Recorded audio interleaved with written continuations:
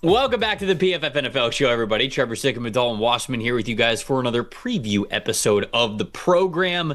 Dalton, it's week 14, which means this is the last week, I believe, of bye weeks in the NFL. So we've got 4 teams on the bye, and then it is pedal to the metal. 16 games up and down every single week as we get towards the end of the regular season. Feels like the playoff picture is still extremely murky this season, even up to the number 1 seeds for these conferences. How you doing, my friend? Fantastic, man. The snow is falling in Cincinnati. We got December football, and I'll tell you, it feels like this week we have as many big games as we've had in any week all season. I'm ready to have a lot of fun with this preview.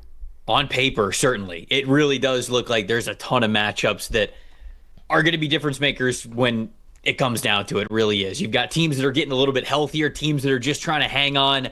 I'm excited to dig into this with you. We're going to start, obviously, with Thursday Night Football like we always do, but just wanted to shout out to everybody out there. Holiday 30, that's our holiday sale and our promo code that we have going on right now. We'll talk a little bit more about it, and you'll dig into exactly what you get, but anybody who's ever been around PFF knows it's the premium stats, the premium data, the fantasy tools, the player prop tools, everything. Everything that comes with a PFF Plus subscription is now 30% off. So for the holiday season, if you know that you're going to use it, which we know you're going to use it, especially during the offseason when you want to make your team better, why not get 30% off and get it right now? Holiday 30, that's the promo code to get yourself 30% off.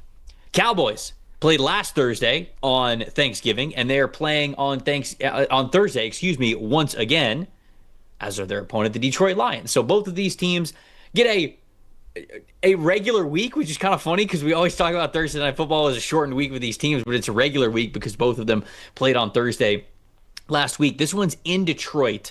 Obviously, there's a lot on the line with both of these teams. I mentioned, there are some teams that are getting healthier, they're getting hot. That's the Dallas Cowboys. There are other teams that need to turn around, kind of hanging on to the wins that they have. That's the Detroit Lions. For this preview, you want to start talking about the Lions or the Cowboys here? We're going to talk about what I think is the biggest matchup in this game overall, and that is the Lions' banged-up offensive line against the Cowboys' defensive line that is suddenly surging. Obviously, since they traded for Quinnen Williams, we've seen the emergence of Donovan Ezeraku off the edge, Oso Digizua playing better, Matt Eberflus making the adjustments, using more 5-man fronts lately. Since Week 9, the Dallas Cowboys have by far the highest-graded defensive line in the league, 9 points ahead of the Cleveland Browns. Myles Garrett in that unit, an unreal effort their defensive line is putting together.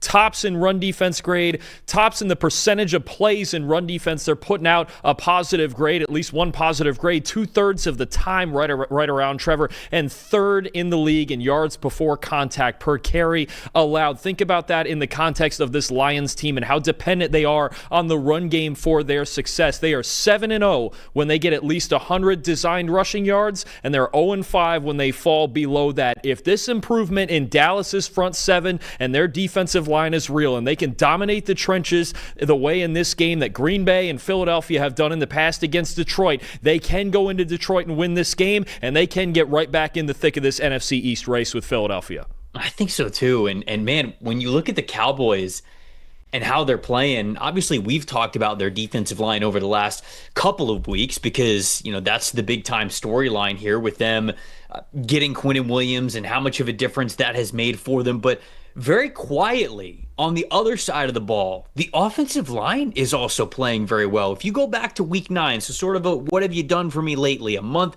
plus here, you look at their offensive line, Tyler Booker, Cooper Beebe, Tyler Smith, Terrence Steele, Tyler Guyton, all of them have an overall blocking grade above 71. And specifically when it comes to run blocking, these guys have been incredibly consistent with their run blocking as well. None of those starting 5 have a run blocking grade since week 9 below 70. So that's just a really good score. They're really consistent and they're impactful in a game that we talk about stable and unstable metrics a lot at PFF, and run blocking is typically more of a stable metric. If you are good at run blocking, chances are you're going to continue to be good. It's less volatile week to week, and anytime that can be the case, you feel pretty consistent about where your floor is as an offense. And of course, anytime that's the case, and you got Dak Prescott and George Pickens and CeeDee Lamb, you feel good about the ceiling as well. So this team is fantastic right now. Top 8 in overall blocking grade since week 9. Run blocking grade as well. And then impact run blocking percentage too. That's the number that I wanted to focus on there. as how good this team is at creating those positive grades as a unit. So it may not be the most explosive run game in the NFL, but a consistent one, and one that is really solid for them and allows them to unlock really what is the ceiling of that passing game as well. Dalton, we pick the winners as we do for every game and every week. And by the way, you got 2 more games up on me from last week, so that means that you are up 4 games total with a couple of weeks left to go. I got to start stacking these wins here. Unfortunately, I saw that we picked the same team here. I'm going with the Dallas Cowboys to get this win in Detroit. I'm going Cowboys 28, Lions 21, especially with the uncertainty. And I would assume Amon-Ra St. Brown's not playing in this game, right? Or have I missed something? He's being listed as a game time decision as of right now, as of us recording this. Yeah. Yeah, if you're getting him out there, it feels like it's not going to be what the Lions need him to be in that passing game. So I'm going to go with the team with the momentum right now, and I'm going to go with the Dallas Cowboys. I'm going with Dallas as well. I have it 28-24. I think it is going to be a fun game. It is hard to win in Detroit when that offense can get rolling, and this is going to be the real test. This will be the best run game they've played since they started this stretch of playing well on the defensive line, but I think Quinnen Williams and those guys get it done, and you mentioned it, whether they either if they don't have St. Brown or if he's at clearly less than 100%, I think that is a real problem. The Lions are going to have to attack them through the air. They would need another big game from Jamison Williams, but it feels like the injuries are really starting to hurt them now offensively, and if they can't get Jahmyr Gibbs going, I don't see a whole lot of routes for Detroit to put up a dominant effort offensively. I think they're going to need their defense to step up, but they've also got Terron Arnold out now for the season on the defensive side too, so it only gets harder on the outside to cover. Lamb and Pickens and all the weapons the Cowboys have. I just like Dallas's momentum and what they have going. As long as they stop the run somewhat and hold them under that 100 design rushing yards number, Dallas can come out of here with a win. Yeah, and they got to keep up, right? I mean, you mentioned Terron Arnold not being in this game, the weapons that the Dallas Cowboys have. Over the last 3 games that the Cowboys have played, they've scored 33, 24, and 31. And if you keep going back to the beginning of the season as well, they've scored 40 points, another 40-point game, a 37-point game, a 44-point game. Like, this offense knows how to put up points. And if the Dallas Cowboys are going to continue to be really solid in their run defense, it's hard to imagine the Lions are going to be able to keep up, which is not something that you said about the Lions, or that we've said about the Lions, I should say, over the last couple of years. So that'll be an interesting game, a lot on the line for that one. Steelers and Ravens, obviously a lot on the line for this game as well, with the 2 teams at the top of the AFC North. You want to talk about the Ravens here for this one, or the Steelers? Let's talk about Lamar Jackson for a second, because there's been some heavy splits on where he has succeeded this year and where he has struggled. We've talked before that he's been great in play action and not so great in the drop back game. Actually, right now, the lowest graded passer in non-play action situations. But another split that he has right now is that he's still been one of the best passers in the NFL over the middle of the field, and he's struggled on the outside. Now, when you cut the field into those 18-yard thirds that I like to talk about, that middle third of the field, he's got an 89.7 passing grade, completing 82% of his passes. This is where the Steelers have struggled in coverage, whether or not there's play action. They have had a really hard time covering over the middle of the field with their linebackers, with their safeties, a 29.5 coverage grade. As a team, Pittsburgh over the middle third of the field and are allowing an explosive pass over 22% of the time. If Lamar can get the run game, if Lamar and Derrick Henry can get the run game going a little bit and get the linebackers creeping closer to the line of scrimmage, they can get the ball over the middle to their tight ends, they can use their play action concepts, and they can work right now to what Lamar Jackson's strengths are. I think that I'd imagine that they want to attack this team down the middle of the field, down the seams of what's so often a cover 3 defense. If they can do that, I think they can find greater success in the passing game, and they can bounce back really from that turnover-laden effort they had last week against Cincinnati. Baltimore winning the tiebreaker right now for the top of the division. So obviously this game means a lot to both of these teams wanting to win that division and wanting to make the playoffs, because it doesn't feel like the loser of this division is going to get in. I'm looking at the rest of the wins and losses right now. I guess there's a chance that they could get 2 teams in, because the AFC feels so wide open. But obviously this one's going to be massive, especially if the Ravens win it, and they're going to be able to own those tiebreakers over the Pittsburgh Steelers. And the Ravens just in general, we talked about it with their game last week. They just don't, it doesn't look right with them. Like, the entire offense, it just feels difficult. It doesn't feel like things are coming easy to them. And I know Lamar's missed some time, but he's back now, and it feels as though we're at the point where it should start to look a little bit easier, and they're running out of time to sort of get hot and play their best football going into the postseason if they're going to make it into the postseason. So this game's obviously a big deal with it being in Baltimore. You should expect them to win it. And unfortunately for the Steelers, you should expect the Baltimore Ravens to win this game simply because what do you have to hang your hat on in the offense right now? Outside of, some good games from Darnell Washington that have been cool to see the massive tight end get involved in the passing game a lot more this year. It's an inconsistent run game, certainly. The offensive line has been up and down, but specifically the passing game. When you look at the last 4 games that the Steelers have played, they have a 36.2 overall passing grade. That is 31st in the NFL. The only team worse is the Minnesota Vikings. Their 6.9 average depth of target is just 26th in the NFL. Their 20 explosive. I thought this is a very telling stat, Dalton. Their 20 explosive plays in the passing game specifically are 18th most in the NFL. But they have just one where the ball has traveled more than 20 yards. So the explosive plays that this team has often come from, okay, we're still getting the ball into Aaron Rodgers' hands quickly. We're designing it correctly. There's some good accuracy, and we're getting a lot of yards after catch. It's only one play where they have passed the ball more than 20 yards and completed it over the last month. That's just not going to get it done. And even with the Ravens offense being as up and down as it is, I trust them more than I trust the Steelers at this point, especially with Aaron Rodgers, talking post game about, wide receivers aren't going to film meetings, and when he's checking the routes, guys aren't running the right routes and things like that. Man, it's week 13. Like we're beyond that at this point. You're not just at a training camp. It's hard for me to have a lot of faith in the Steelers right now. I'm going Ravens 24, Steelers 14. I agree. I think we're getting an ugly defensive game. You got two struggling offenses, but I have more faith in the Ravens with Lamar Jackson, with Derrick Henry, Mark Andrews, Zay Flowers. I have more faith in them to bounce back just enough to get a win here at home. I have it 20-16 Baltimore. I just don't think, I think you called it right there. The Ravens defense has been playing better lately, and it's been shown that if you're going to attack them now, Cincinnati, Joe Burrow did it last week, you have to attack them downfield. The Steelers just can't do that yet right now. They just don't have the offensive line to give Aaron Rodgers enough time. He's not mobile enough right now to be able to attack downfield when he's improvising, and they just don't have enough threats on the outside, I think, to threaten this team vertically down the field. They have to rely on yards after catch. They're going to have to find a way to run the football, but the Ravens' run defense has been a lot better lately. I like Baltimore in a slugfest. Speaking of the Cincinnati Bengals, they're traveling to Buffalo to take on the Buffalo Bills. Cincinnati is very intriguing, Dalton, because they are 2 games in the win column behind the Steelers and the Ravens. And unless you feel like one of those teams is going to get the almighty tie, one of them is going to get a win, but one of them is going to get closer to where the Bengals are. The Bengals, though, are 3-1 in this division, and they're coming off a win against the Ravens.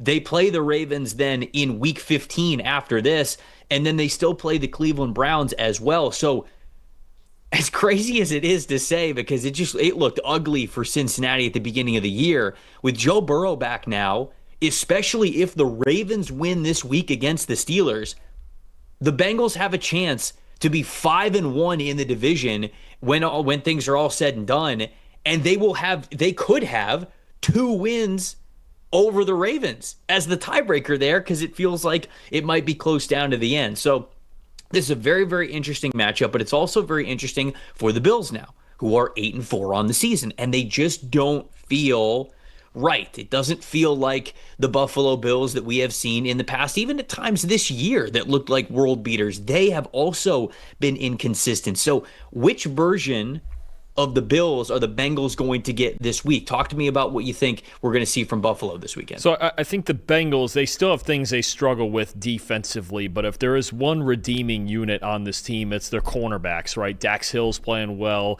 DJ Turner has been really good all season. Jalen Davis has been good in the slot the last couple weeks. And when you look at the splits between how these two teams succeed in the passing game, offensively and defensively, let's go over the Bengals side of things first.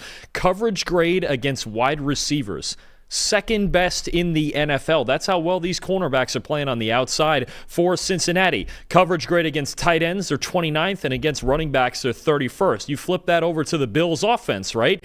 Tight ends, 6th in the NFL in receiving grade, the Bills' tight ends, but are they going to get Dalton Kincaid back from injury this week? But Dawson Knox and Jackson Hawes have been pretty good too. Their running backs are 11th in the NFL in receiving grade, but their wide receivers are 27th. So I know we've talked about this a lot before with the Bengals struggling to cover some of those interior receivers, tight ends, and backs out there, but it's going to be the same theme. I think the Bills really need Dalton Kincaid back healthy in this game. They need to be able to attack the middle of the field and these linebackers, because I think the one place where Cincinnati really has a decided advantage is their corners against the Bills' wide receivers. And if this gets to be a game where they can stop the run somehow and the Bills are in third and long situations having to force the ball to, Gabe Davis and Khalil Shakir and guys like that on the outside, I think that's the one spot the Bengals could have an advantage in pass defense, but they have to find a way to not let Dalton Kincaid, especially if he's healthy enough to go, they have to find a way not to let him dominate this game. If they can do that, then I think they could actually hang around in the passing game on defense. This game is going to be fascinating to me because it is one where you don't want to get too ahead of your skis, right? You don't want, even with one game that you were excited about that Joe Burrow was able to win for this team last week against the Ravens, you don't want to say like, okay, yeah, now the Bengals offense firing on all cylinders for every single snap throughout the rest of the year. It's not quite going to be that, but there is certainly a lot to be excited about with the Bengals on the other side of the ball. Burrow hadn't played in a long time. And when you look at his first half stats last week, let me change the quarters to the first half because I looked up the second half specifically. He had a 60.3 passing grade last week in the first half, which included one big-time throw, no turnover-worthy plays, but just a 60.3 passing grade in the first half. When you go to the second half, Dalton, 91.8 passing grade, 3 big-time throws, no turnover-worthy plays. Burrow got warmed up, and even without T. Higgins, who still working his way through concussion protocol, he has a chance to play this week, but we'll see. Even without Higgins, Burrow was the player that you wanted him to be. This was basically, you couldn't have dreamt a better first performance with him coming back from injury. 35% plus accuracy throw percentage last week was the best in the NFL. In the second half, and that was for the full game. If you just go to the second half, Dalton, 66.7% plus accuracy throw percentage. That is nuts. A plus accuracy throw for everybody out there. It's not just an accurate throw where you hit the wide receiver or the tight end or the running back in the hands and they have the ability to catch it. That means that you are putting true ball placement on your passes away from coverage where even a tight defender won't be able to affect the wide receiver bringing it in because that pass is that accurate, or you're leading them away from coverage, allowing them to get yards after catch. 66.7% is insane, and that 35% leading the NFL for the full game puts that into perspective. And then when it comes to his uncatchable inaccurate passes, 8.3%, that was the second lowest behind only Bryce Young last week. So I talked about this when we were going through the preview a week ago. I picked the Bengals over the Ravens because I said this. Burrow's not playing linebacker. He's not making the defense better, but he is taking everything that Joe Flacco was doing to the next level, specifically with inaccuracy. Joe Flacco had some of the bigger throws. He had some nice plus accuracy throws to him, but the inaccurate throws from from Joe Flacco were a much higher percentage than what you normally get with Burrow. When he's out there, he is one of the best quarterbacks in the world, and I think he showcased that last week, and especially in the second half. I wondered if we would disagree with this one.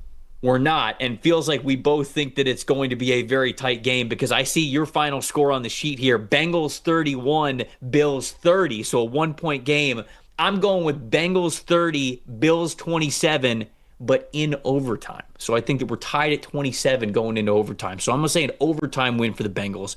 you're saying a 1-point win for the Bengals. Yeah, this is a very hard game to pick with a lot of variables here, especially on the injury report. The Dalton, Kincaid, and T. Higgins injury situations and whether or not they're playing could make huge differences in this game. But if the Bengals are going to win it, they're going to have to get in a shootout, and I think it would become Joe Burrow versus Josh Allen. And it just feels right that the Bengals would keep their season alive for another week, right? I think when you talk about next week coming back here to Cincinnati, having to play the Baltimore Ravens, and then we find out what they're really made of. If they were to get through this 3-0 stretch of Ravens, Bills, Ravens 3-0, and then their final stretch, I believe, is Cardinals, Dolphins, Browns, then we really start to have a real conversation about the Bengals here and what Joe Burrow could do down the stretch. But I'm going to take it. I'm going to take it as kind of a wild result. I think we're going to get a wild game from both of these quarterbacks, but the Bengals do need to stop the run on early downs to put Josh Allen in those down and distance situations where he has to throw it into the secondary.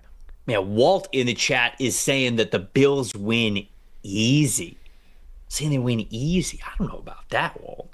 Not many games that the Buffalo Bills have won easy against really good opponents this season, and the Bengals got everything to play for. I think it'll be tight. I think it'll be a good one. I'm excited for it. Obviously, we've talked about a lot of different data points, a lot of different things here, even in just 3 game previews that we've done so far. If you want to see all these numbers for yourself, you can with the PFF Plus subscription. Holiday sale, I mentioned at the top of the show, but I know a lot of people are joining live here, and they might have missed it. Holiday 30. That's how you get 30% off a PFF Plus subscription. So if you know you're going to use it throughout the offseason, which we know you are, right? Because we've got the free agency tools, the NFL draft tools, and then when we get into the summer, it's like, okay, well, now we've got the fantasy football tools to help you have the best draft possible. And then during the season, and you certainly got a lot of weeks to be able to use this, the PFF player prop tool as well gives you some data-driven bets to make you a smarter bettor out there. So you can see all of that good stuff with the PFF Plus sub. Subscribe.pff.com. Holiday 30 gets you 30% off that PFF Plus subscription. The Colts and the Jags, all of a sudden, a massive matchup. Well, I say all of a sudden. I feel like this division was always going to come down to the wire. It maybe didn't look like that early on when the Colts were rattling off win after win after win, but they've slowed down a little bit, and now Jacksonville with the tiebreaker, top of this division. Both of these teams 8-4, so this is a massive game here, Dalton.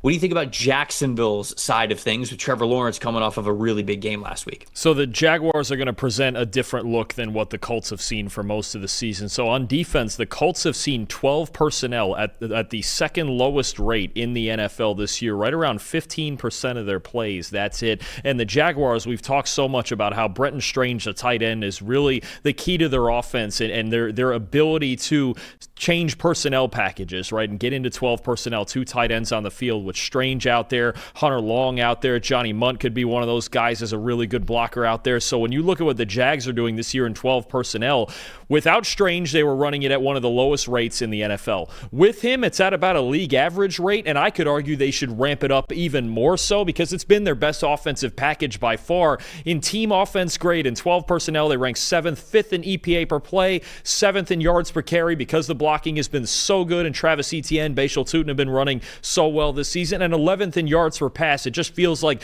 those play action opportunities, especially for Trevor Lawrence, have been more optimal for him, and he's been able to get bigger throwing windows to throw into. I think it's something that is very interesting. The Colts at times will go into a 5-man front, but when the Jaguars see 5-man defensive lines, they don't care. They're just going to run through it anyway because they believe they can physically win that battle up front and run right through them. So I think the Colts are going to have to make some adjustments when they see Strange out there on the field with either Long or Munt, and the Jags are getting in these heavy sets. I'm curious to see, one, how physical they're going to play up front, especially without DeForest Buckner, and two, how they're going to react in the passing game and how the Jags are going to attack them in the passing game if the if the Colts get into a base defense with 3 linebackers out there or possibly with 5 defensive linemen out there. There's a fascinating personnel battle to me, but again, I showed you 7th in offensive grade in 12 personnel. They're in the low 20s when they're in anything else. This is their ideal set. I think Liam Cohen should go to it more with Brenton Strange healthy, and it could cause the Colts a real problem here on defense.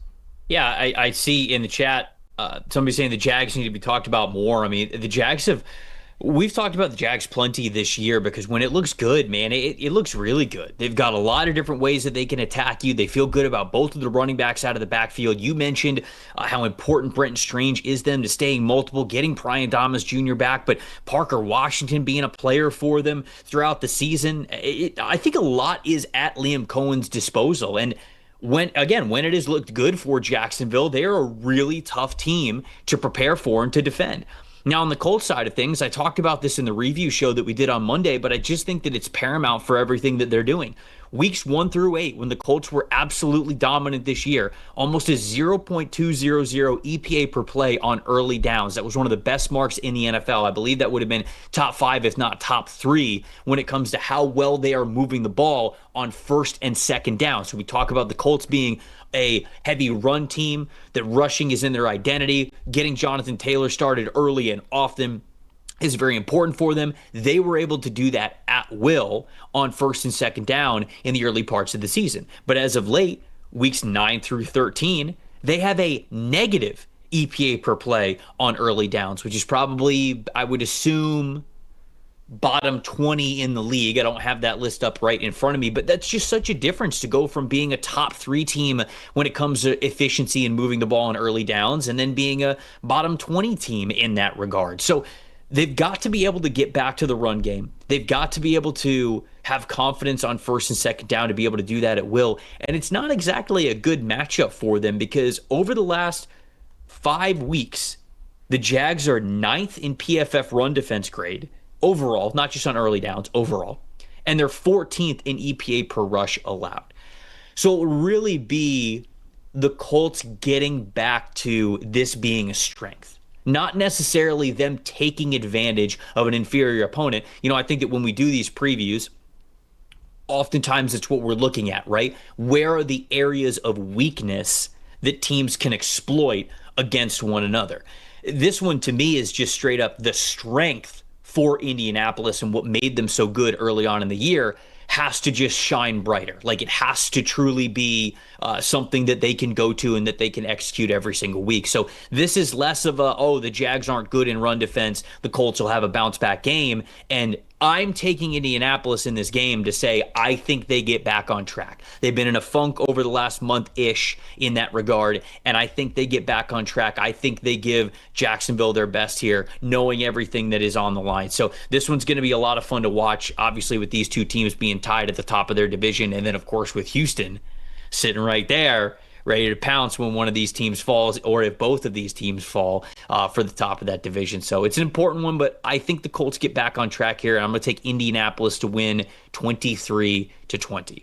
I am actually going to go the other way here. I'm going to go with the home team and the Jacksonville Jaguars, a team with the momentum. The Colts have lost 3 of 4, and they've rushed for under 100 yards in each of those 3 losses. And I think that's the big problem here is if the Jaguars are going to load the box like Houston did last week and just fully commit to stopping Jonathan Taylor, what is the Colts' answer? And they couldn't get it done enough in the passing game last week, even though Daniel Jones made some really good throws. It just wasn't enough against a really good Houston defense. Jacksonville's defense, especially the coverage unit, is back with their momentum now. They look outstanding. They've been one of the best coverage teams in the league over the last few weeks. And I think this game for Jacksonville, if they're going to win it, falls on 3 guys. Number 1, obviously, is Trevor Lawrence. He's got to come through in a handful of big moments. You mentioned all the receivers before who have been playing well. Brenton Strange at tight end. Jacoby Myers has been an outstanding addition to this offense as somebody who can just reliably move the chains. And then the 2 guys on defense I'm looking at, Devin Lloyd and Foye Oluokun at linebacker. Those are the 2 guys that have to finish tackles, have to finish plays in the run game,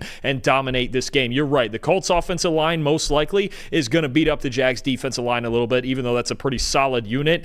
If those 2 at linebacker don't get washed out on the second level and they can make tackles before Jonathan Taylor can get free, I really think the Jags can make Daniel Jones try to beat them, and I don't know that he can beat that secondary the way he's playing right now. I've got the Jags 23-20.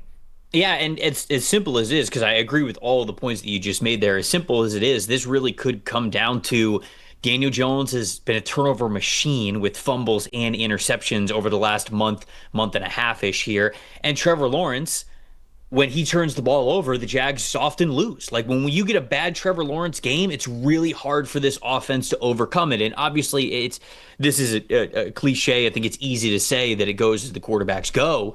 But to me, whoever takes care of the football better, I think probably wins this game. And I think that it's going to be as simple as that. So very eager to see which quarterback is able to help the narrative around them in that regard. Because if Daniel Jones has another multi-turnover game and he can't get it done, I think the momentum for this Colts team is really going to start to sputter down the rest of the season. And then if Trevor Lawrence has another game where he throws, too many turnovers and the Jags fall just short, are we then going to be forced to look at the Jags as just a team that, hey, they might get hot week to week, but it's not really a team that you can expect to sustain success throughout a playoff run if they end up getting there? I think this game will mean a lot towards the narrative on both of those sides. For the Seattle Seahawks, they're traveling to Atlanta to take on the Falcons this week. For Seattle, obviously coming off of an easy win last week against a Minnesota Vikings team that, let's face it, basically just gave them the game, as we have seen from Minnesota Vikings quarterbacks throughout this season. What do you think about the Seahawks, what we could take away from last week, and then how that goes into their matchup against the Falcons this week? Honestly, I don't think there's a ton that you can take away from last week, considering the matchup they have and how much Minnesota is struggling on offense, and against a defense like Seattle's, they just weren't going to have a whole lot of success, especially when they're turning the ball over the way they were. So I think Seattle's defense, obviously a threat to Atlanta's offense and Kirk Cousins and what they're trying to accomplish on that side. But I'm going to look at the other side. I'm going to look at Sam Darnold against this Atlanta Falcons, Jeff Ulbrich-led defense that is blitzing at the second highest rate in the NFL. Sam Darnold this season for the year has the 7th highest passing grade in the NFL against the blitz. However, over the last 3 weeks, he started to struggle a little bit. He's got the 4th worst passing grade against the blitz, 3 turnover-worthy plays against the blitz in that stretch. We saw it against the Rams with the different looks they were throwing on him. And he didn't grade very well against Minnesota last week, and that's the one team ahead of the Falcons in blitz rate. I would expect Jeff Ulbrich to continue to be aggressive for the most part this year. He's really been aggressive in attacking quarterbacks with all the different pass rushers and all the different looks that he has. The Atlanta Falcons, they're 8th in the league in pass rush grade and pressure rate when they blitz, okay? Mm-hmm. 1st in the league in sacks. They have the most sacks in the league this year when blitzing. I believe that's 23 sacks, and 10th in pass rush win rate. So not only do they have better individual guys rushing the passer this year, Leonard Floyd, Jalen Walker, James Pierce, Brandon Dorless, Arnold Ebiketie, all these guys, it's a really good group of defensive linemen, but the way that Jeff Ulbrich is creating pressure could create a problem for Seattle's offense. Seattle is 28th in pass blocking grade when a blitz is on. Sam Darnold has been really good because he's been able to get the ball out quicker than ever, but the onus is really on him to beat the blitz as opposed to relying on his offensive line picking it up. They haven't done a great job, especially in the interior, of picking up blitzes, so I think that's going to be a battle, especially if Seattle finds themselves in 3rd and long situations. Sam Darnold versus Jeff Ulbrich. Can he make the right decisions? And he hasn't really been doing that at a high rate the last 3 weeks. Can he make the right decisions against Jeff Ulbrich's blitz packages? If he can do that, I think Seattle's going to be just fine on offense. It would really behoove them to play well on early downs, get the run game going, and stay out of all those exotic blitzes. But if they get in 3rd and 7, 3rd and 8 too consistently, you could see a real battle between Darnold and Ulbrich, and the Falcons could win that battle with the way they've been creating pressure this year. I agree. That side of the ball is going to be closer than I feel like I've seen most people talk about so far this week. I think people just look at this matchup and they just go, oh, okay, like easy one for Seattle. And I do think that side of things, especially with Atlanta at home, could even go in their favor and keep this game a lot closer than most people would expect. The line on this one is the Seahawks favored by 7, even though they are on the road here. But unfortunately, Dalton, when I look at the other side of the ball, outside of Bijan Robinson having a crazy game where they're just, I'll throw Tyler Algier in there as well, where they just dominate on the ground and they have an extremely explosive day on the ground. I don't really know how the Falcons passing attack is able to best what Seattle has boasted over this season, but especially over the last month. When you look at Kirk Cousins, you pointed this out last week on throws of just 10 or more yards. 1 for 7, 19 yards, 51.5 passing grade. That was last week. When you look at Kirk Cousins this entire season, whether he's come in relief for Michael Penix or when he's been the starter when Penix has gone out, 39.9 PFF passing grade under pressure. Dalton, since week 9, Can you tell me which team has the most total pressures in the NFL? It's like a wild guess and say the Seattle Seahawks because it's relevant. The Seattle Seahawks. Don't love that. So now we have a quarterback who doesn't really have the juice in his arm to make up for, some of those quick, tight window throws, or even the ones deep down the field, right? Let's say that Seattle's getting aggressive. They're sending a lot of people at the pocket. They want to pressure, although they don't have to because their defensive line's been fantastic. But let's say Kirk goes, okay, well, now I got some wide receivers I can take chances on. He has not been good throwing the ball 10 or more yards down the field this season. And then you're in a situation where he didn't have a lot of mobility to him either. So, and I think you pointed this out on Monday, the Falcons really struggled in pass protection last week too. I think that the side of the ball that you talked about, it could be really close. That's going to be a fun matchup there with Seattle's offense versus the Atlanta Falcons defense. The other side of things, I think that part of it could get really ugly. I'm going to go with Seattle 24, Falcons 13. It's hard for me to imagine, again, outside of Robinson and Algier just really taking control, that the Falcons are able to move the ball the way that they need to keep up in this one. Yeah, no, I agree with you. I have it a little closer. I have it 24-17 Seattle. I do think the run game could have a little bit of success early for Atlanta, but if they get in obvious passing situations, they have a real problem. And Drake London on a Wednesday today, not practicing, not sure if he's going to play this week. It would help them a lot to keep this game close, having your best receiver out there. But I do think Atlanta's defense can play well for a while in this game. It's just that offensively, you're right, not explosive enough to attack this defense on a consistent enough level to win this game. I also think it could be a little closer just because you have the kind of West Coast to East Coast early game bit there, playing at 10 o'clock, Pacific time there for Seattle in Atlanta. So that could be one thing that maybe they get off to a sluggish start, but eventually I think Seattle's just a better team here. The New Orleans Saints traveling to Tampa Bay to take on the Buccaneers. Buccaneers got squeaked out with a win last week against the Arizona Cardinals, and really with the Panthers getting the best win in the NFL so far this season, defeating the Los Angeles Rams with the momentum that they had last week. Carolina's right there. They're keeping pace, and Carolina is on a bye week this week, so it gives the Buccaneers the opportunity to go a full game up in the standings. I believe they are just a half game up on correct the Panthers right now. Yeah, because the Buccaneers are 7-5 and the Carolina Panthers are 7-6. So obviously with a loss, they will be tied and they will be even. They have not played yet. They're playing in two of the last 3 games of the season. Or with a win, obviously then they're a full game up there on the Carolina Panthers. So what do we think about this one from the Bucs' perspective, Dalton? The offense has been in a funk, I think, since people were clamoring for Baker Mayfield to be near the top of the MVP conversation 5-6 weeks into the season. That has really cooled down. Potential that Jalen McMillan and Mike Evans are back at practice this week. I don't think that necessarily means they're going to be activated this week, but you get Bucky Irving back last week. Chris Godwin looked as close to the real Chris Godwin as he had at any point this season. How do we feel about this Tampa team? What are you looking forward to watching on that side of the ball versus Saints? It feels like even in the win this past week against Arizona, they're just not executing at a very high level. We could start with Baker Mayfield and the struggles that he has. When you look at really since week 6 is when this cold streak started. Look, he's got a 58.7 passing grade. That's just not going to get it done long term. 6.1 yards per attempt. You've talked before about how inaccurate that he's been, and I don't see anything wrong with him mechanically. When I watch Baker Mayfield right now, it feels like, remember earlier in the year they had all the injuries. It feels like in those moments when Baker Mayfield didn't have great pass protection, he was improvising and everything was kind of twitchy and a little bit erratic, but it was working. It feels like as the pass protection has gotten better, Mayfield has kind of kept those high energy habits in the pocket, and he's jittery and the footwork just isn't quite right, and it almost looks like at times that he's rushing things. Trevor, this year he's only got a 61 passing grade on his first read. which doesn't make a whole lot of sense when you consider that's supposed to actually be your highest passing grade, and then it goes down through the progression of that into your second and third and checkdowns and all of that. It looks to me like he's rushing a bit, and the other problem is, you mentioned Mike Evans hopefully coming back from injury soon.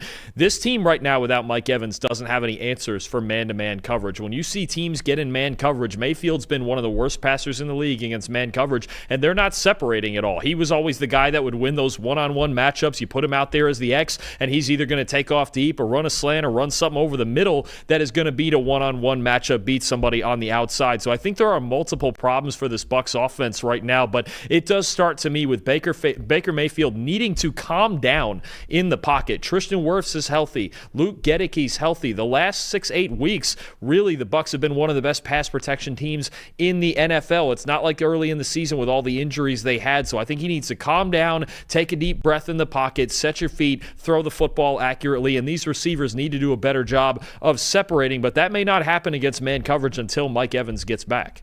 Yeah. On the Saints side of things, the last time that these teams matched up, I believe it was week 8. Tampa wins in New Orleans 23-3. And that's when we actually saw Tyler Shuck for the first time this season, when he replaced Spencer Rattler in that game. And in that one, it was just the Bucs didn't play particularly well. Baker Mayfield didn't have a big output passing. They didn't have a big output running the ball, but the Saints had 2 fumbles that they lost, and they threw 2 interceptions as well. So the turnover battle, I mean, they killed themselves really before they had a chance to win that game, no matter who was going to be the quarterback. So they'll see him again, and I think that Todd Bowles, he loves going up against inexperienced quarterbacks, because there's a lot of things that Todd Bowles does that rookie and just young quarterbacks aren't used to seeing. I think I got this stat from John Ledyard a week or so ago, but he was like, do you know which defensive tackle in the NFL has played the most coverage reps this season? It's Vita Vea, because that's just what Todd Bowles does. You never know which guys are going to be collapsing the pocket, which guys are dropping back, and so it's really tough for young quarterbacks to be able to read that. You pair that with the fact, Dalton, that the Saints rushing attack, whether Kamara's been out there or not, which he no longer is, it just has not been good this season. 1,088 rushing yards through 13 weeks. That is 29th in the NFL. 48 missed tackles total. That's 25th in the NFL. And their EPA per rush is 30th in the NFL. Not really a run game at all whatsoever to be able to help Tyler Shuck. Todd Bowles likes to eat these guys alive, and Tampa's already beat them once this year. I feel like Tampa's going to win this game even with all of their struggles. I'm going to say Bucs 24, Saints 13. Your stat on that for defensive tackles. So going into this week, Vita Vea is tied, 3-way tie at the top for coverage snaps from a defensive tackle. Vita Vea, Baltimore's Travis Jones, Las Vegas, Adam Butler. Those 3 guys leading in coverage reps for defensive tackles. I have the Bucs also. I think that is a huge factor. Todd Bowles against Tyler Shuck. Look, when he's going against a young quarterback and he's got all the simulated pressures and rotations and things that young quarterbacks just haven't seen, Bowles is generally at a big advantage. I'm going to take him over Tyler Shuck. I think the Bucs defense gets it done in this game at home, 21-10. Somebody in the chat saying Mike Evans has to play this week so Baker can hyper target him to get 1,000 yards. How many games do they have left? Hold on, let's do the math on what Mike Evans needs to average here. He is sitting. You look up how many yards he has. Oh, he would need. Oh man, even if he played this week, he would have to average. It's divided by 5, whatever he needs. What is it? Is it 200? No, like 190-ish, 195 yards or somewhere in there. No, he's got it. 860 over 5. Yeah, 180 something there. No, he's got it. We got it. No, I agree. The chat. We're Mike Evans. He has to get the 1,000 yards. That's just the way that it is. 187, I think that is. He would have to average for 5 games, which that's doable. Sure. I don't even know how many games he's ever had in his whole career above 187. You look that up before I talk to the good people about Fabric by Gerber Life. There's some things that school doesn't teach you, right? Maybe it's how to handle the financial world, specifically with your kids. Now there's something that can really help them prepare for a great financial future, and that's a UGMA Kids Investment Account from Fabric. Fabric by Gerber Life was designed by parents for parents to make it easy to plan for and manage your family's financial path. With a Kids Investment Account from Fabric, you guys can start investing in your child's future today. Kids can't invest while they're minors, but this UGMA Kids Investment Account allows you to invest on their behalf, and it gives their investments so much more time to grow. The funds can be used for anything. When they're younger, maybe you're helping them with tuition, books, summer camps, after-school activities, sporting events, whatever that looks like. And then when they're adults, maybe you're helping them buy their first car, first house, start a business, whatever that looks like for them. Whole thing is online. Setting up an account could take you as little as 5 minutes, and you can get started investing with as little as $1 a day, and then you just manage your child's account and monitor those investments right from your phone. There's no contribution limits to it. It's got multiple tax advantages. It's all SIPC insured up to $500,000. Plus, no commission fees to it. Just a low flat monthly maintenance fee. Join the thousands of parents who trust Fabric to protect their family. Start investing in your child today at meetfabric.com/PFFNFL. That's meetfabric.com/PFFNFL. MEET fabric.com/PFFNFL. The portfolios are managed by Fort Washington Investment Advisors Incorporated. Additional services provided by Apex Clean Corporation. All investing is subject to risk. You can learn more at meetfabric.com. Did you look it up? We have 4 times where he's hit at least that total. His career high was actually still set in his rookie year, 209 yards in a game against Washington. He had 207 in a game 2 years ago against Carolina, 198 against Tennessee in 2019, 190 against the Giants in 2019. 4 times he's hit 187. So just double that. Of them were with double Jameis. that total. He'll be fine. And 3 of them were with Jameis. Well, of course. That's what Tampa needs to do. They need to somehow acquire Jameis for these last 5 games. Wait, doesn't that mean 2023? Doesn't that mean none of them were with Tom Brady? Or no? Yeah. None of them were with Tom Brady. None of those 4. Because 19 was still Jameis. And 2023 was the first year of Baker. Wow. Wait, who was it? Nah, Tom's not about force feeding. He's all about getting the right guy the ball. Who did you have in 2014? Who was that? Was that Mike Glennon? Oh, yeah, I think it was. Oh, you named 2014 as one of them? His career high was in his rookie year. He had 209. I think that would have been Glennon. Oh, no, this is fun. It's not Mike Glennon. I wouldn't even got this. It's not McCown, is it? It is Josh McCown. It is Josh McCown. His career high was his rookie year, 209, with Josh McCown throwing to. How many starts did McCown make for the Bucs? A good amount. Oh, 11 starts he made that year. Yeah, okay. Yeah, he made a good amount. I just thought he would have been like the year or two before. I thought that would have been Glennon. That's so funny. Wow. Josh All right, McCown. anyways. Dolphins, your New York Jets.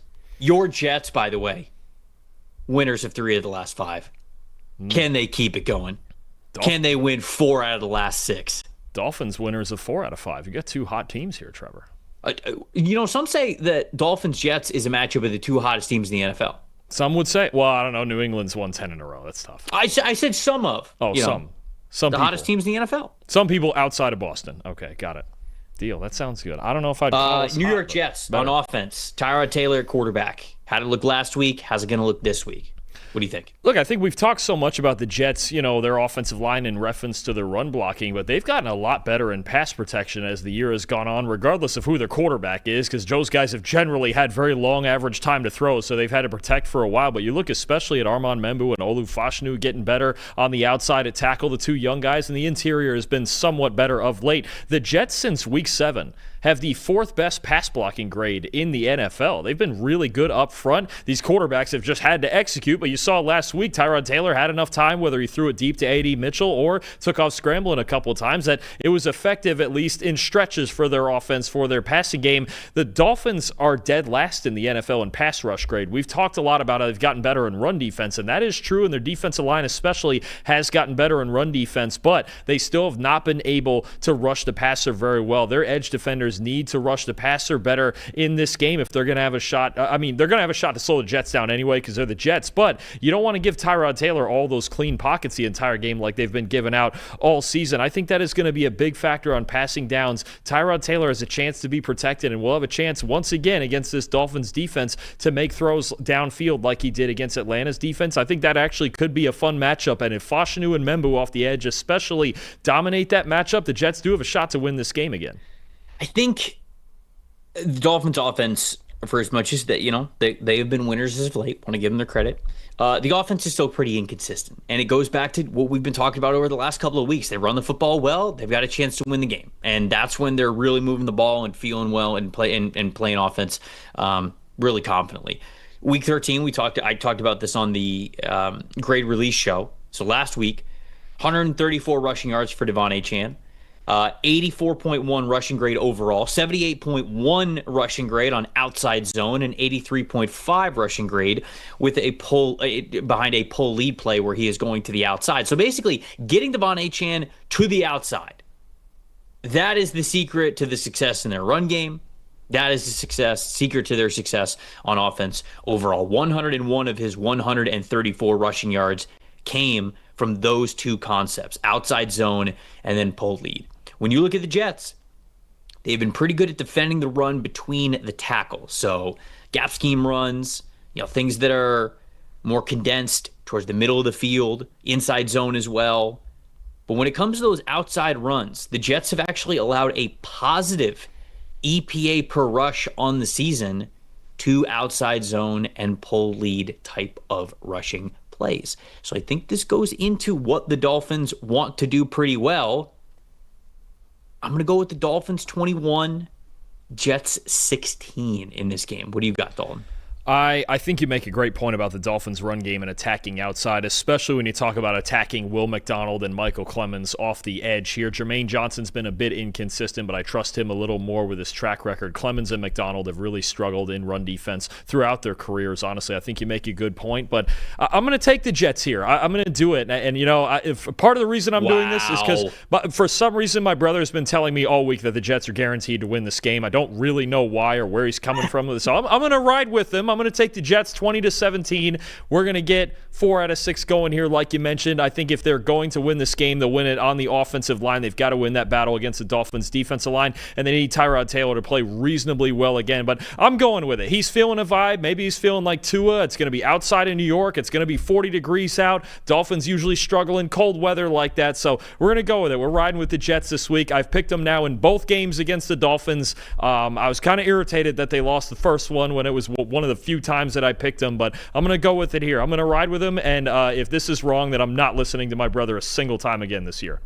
I cannot believe that you are taking them at this point of the season. I really can't. I don't know what. I am shocked. I think it's just. I'm pretty sure the only 2 times I've picked them to win were the 2 games against the Dolphins. I think that says just a lot about. I guess call this a rivalry, even though neither one is great. But yeah, I'm gonna go with it. I'm gonna go with it. And like I said, if this one's wrong, I'm just not gonna listen to him for the rest of the year. I'm done. I'd be done with it. What is A.D. Mitchell's threat percentage for this team? His wide receiver usage. Oh, I'm sure it's almost 30%. I mean, lately it's been him or John Mechie. They're force feeding this young man the football. Yeah. Well, you might as well at this point get him reps and see what he has. Oh, I completely agree. The volume that they have given him, I didn't think they'd do it, but I am actually glad that they are. So we'll see. Slugfest here in the AFC East. And I think the cold weather part, actually, I didn't think about that with this being... It's December, Trevor. You can't forget these things. I know. I might get burned there on that one. If this is in Miami, I'd feel a lot more confident about it. But you've shook my prediction. But the universe sometimes likes to poke at you with the Jets specifically, and so since it just reels us back in. Just that's all it does. Just for a bit, just reel. Oh, we've won 3 out of 5. We can win some games now. We figured that. No. It's not even that granular. It's just the universe going. Oh, Dalton picked them. He believes enough. All right, let's pull the rug out from underneath. Absolutely. Yep, that's coming. The Titans are traveling to Cleveland to take on the Cleveland Browns. Interestingly enough, Dalton. I don't know if you saw this tweet from Adam Schefter, but Deshaun Watson designated to return from injury from his second Achilles surgery that he had in January. I never even thought that this was going to be something that they would do. I didn't think that they were going to activate him at any point in this season. Now, obviously, he's not activated yet, but designated to return, I feel like is Not nothing. We'll see, I guess, as the season goes on. But he's not going to play in this game. The Titans or the Browns? Which side do you want to talk about with this one? We're going to talk because I think outside of any draft implications, there's not a whole lot to talk about with the result of the game itself. Let's talk about Myles Garrett and get on that sack record watch for him. He's sitting at 19 sacks right now. The record is 22.5, set by Michael Strahan and TJ Watt, right? And of course, it would cause no controversy at all around here if Myles Garrett broke a TJ Watt held record, right? But want to look at him against former Steeler Dan Moore Jr. at left tackle in this game. And these two went at it a lot for the last 4 years when they were matched up, Browns versus Steelers, right? And Myles Garrett in his career, all right, 179 pass rush reps against Dan Moore Jr. when he was a left tackle of the Pittsburgh Steelers. A 94.1 pass rush grade. Jeez. A 32.9% pass rush win rate. 25 pressures and 7 sacks. Those last two numbers are the most pressures and sacks that Garrett has against any player in his career. Obviously, playing him twice a year for the last 4 years helps, but 25 pressures, 7 sacks in 179 pass rush reps, and basically winning 1 out of 3 reps as a pass rusher. And when you think about Cam Ward likes to hold the ball, he likes to improvise. Myles Garrett wins as quickly as anybody, right? And Cam Ward trying to make plays in the backfield. Could we see a scenario, Trevor? He needs 4 sacks to break this record, and he's got 5 games to do it. Pretty darn good. Could we see a scenario where Garrett ties or even breaks this record this week against a left tackle who he's got more sacks and pressures against than anybody else? I would love to be hot takey for our social team to be able to clip this, but I think he'll tie it. Oh, you're going 3. You're going 3.5. Wow. I don't think he'll break it. Oh yeah, because he needs the half, right? Because he's got 19. He's got 19. The record's 22.5. I could see him getting 3. I could see him get, which is it feels like the dumbest thing that I've ever said so casually, to have a guy predicting that they're going to get 3 sacks in a single game. But I mean, you're right. Cam Ward likes to hold on to the ball a little bit longer. He knows Dan Moore Jr. well, and he's whooped up on him at different points throughout his career. Myles is in the situation where you're not just looking to break the sack record on the last week of the season. Myles Garrett has the chance to do something that won't be touched ever again. You know, like 22.5 sacks in a single season is the NFL record since they've been keeping stats, or since they've been keeping track of stats. Is incredible enough, but Myles has a chance to get like over 25. Like we could potentially, and I actually don't think that this matchup will go in a long way into how we talk about this year with Myles Garrett, because this specific matchup and how he plays here, like if he gets 3 sacks in this game and he's sitting there at 22 total with 4 games remaining, we could be in a situation where at the end of this year, you know how you'll see on like TikTok or Instagram, people be like, oh, what's some of those untouchable records in sports? We have the potential for this year to be one of the most untouchable records that we'll ever see in the NFL, depending on how many sacks Myles Garrett ends up with. I mean, if he ends up with 26 sacks this season, I can't imagine anybody ever touching that ever again. Anybody getting close. So this game against a familiar opponent in Dan Moore Jr. could be the catalyst for us talking about this year, not just as a great year, not just as a record-breaking year, but like an all-time in all of sports type of a season for Myles Garrett. Couple of things to keep in mind too: 14 sacks in his last 5 games, which is just ridiculous. At least 3 sacks in 3 of those games. And a Cam Ward note: Cam Ward leads all qualified quarterbacks with a 27% pressure to sack rate. Highest pressure to sack rate in the NFL, to go with Myles Garrett against Dan Moore Jr. on that blind side. It's crazy to say, but because it's Myles Garrett, I mean, he's Superman basically. It is actually just not out of the realm for him to break the record. It's not completely. I mean, we've seen him get 4 sacks in a game twice in the last 5 weeks anyway, which is crazy. On the Brown side of things, honestly, on offense, though, I know all the talk is going to be about Shedeur because it always is, but the run game's actually been pretty steady for them. They've got a really nice 1-2 punch with Quinshad Judkins and Dylan Sampson. Over the last 2 weeks, specifically, 181 total rushing yards from their running backs from that duo, 157 of them coming after contact. So this duo is doing a lot of the work on their own. 61.8 rushing grade as a unit, 12 missed tackles forced there from those two guys. So I'm excited about this group moving forward. I have no idea what the quarterback is going to be for this team in 2026, but I know you got two backs to be able to hand the ball off to, and really like the Judkins pick when they made it in the draft, and then I really loved the Sampson pick as well. They just have two young guys to be able to ride with as a really good duo over the next couple of years. So feel good about these guys. Now they're both healthy. Now they're in the lineup. I think that they're playing pretty well as you could expect from a rookie duo. So wanted to shout them out as well. I do think the Browns win this game. I think it's low scoring, and with that, I think it'll be close. Browns 14, Titans 13. That's my line here. Yeah, this is going to be ugly. I think the game, at the end of the day, for all the other things we've talked about, I actually do think it comes down to the two quarterbacks in the sense of which one can just play clean football, right? I think the Titans' run defense, you mentioned the Browns' run game, but their run defense is the best part of their team. They're 8th in the league in run defense grade. Those guys on the inside, Sweat, Simmons, Cedric Gray, Cody Barton at linebacker have been really solid for them, especially between the tackles. And to me, it comes down to which of those quarterbacks can just avoid those big mistakes under pressure, because we know Garrett's coming to Cam Ward on that side of the ball, but how does Shedeur handle that interior pressure that's likely coming from Jeffrey Simmons there on the inside? I think the turnover margin settles it. I think the two quarterbacks need to play clean football for their teams to win, but I'll take the Browns at home. I have it 16-9.